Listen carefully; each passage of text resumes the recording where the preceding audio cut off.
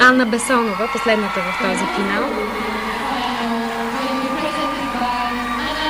След златото на обръч, ще успее ли да намери място в тройката на топка?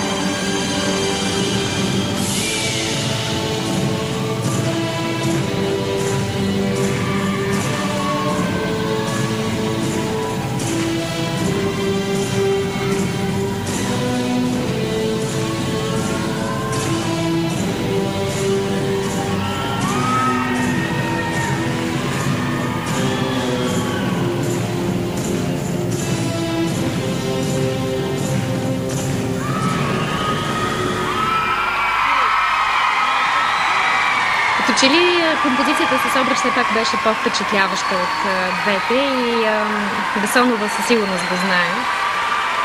Като сравняваш, тъй като имаше възможност да сравниш с всички останали до сега. Бесонова е последна. Смяташ ли, че ще намери място в тройката? За сега първа Кабаева, втора Жукова, трета Ерофеева. Мисля, че на топка трудно ще намери място в тройката. Въпреки, че се надявам, защото тя е една наистина хубава състезателка и според мен е по-добра от Жукова.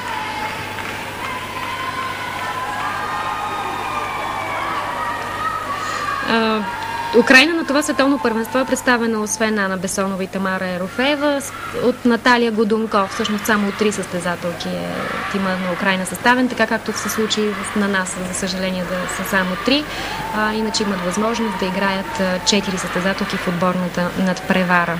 Любопитното е, че Наталия Годунко, третата по сила украинка, има нелеката задача да се изявява не само в индивидуалното, но и в ансамбъла, нещо, което дерюгини предприемат често. Миналата година за световния шампионат за ансамбли в Ню Орлианс, като че ли по спешност, като спасителна акция бяха повикани Бесонова и Ерофеева. Второ място, 26-550, не може да не е доволна Ирина Дерюгина. Определено, да. И Жукова остава с бронзов медал, световна шампионка на топка.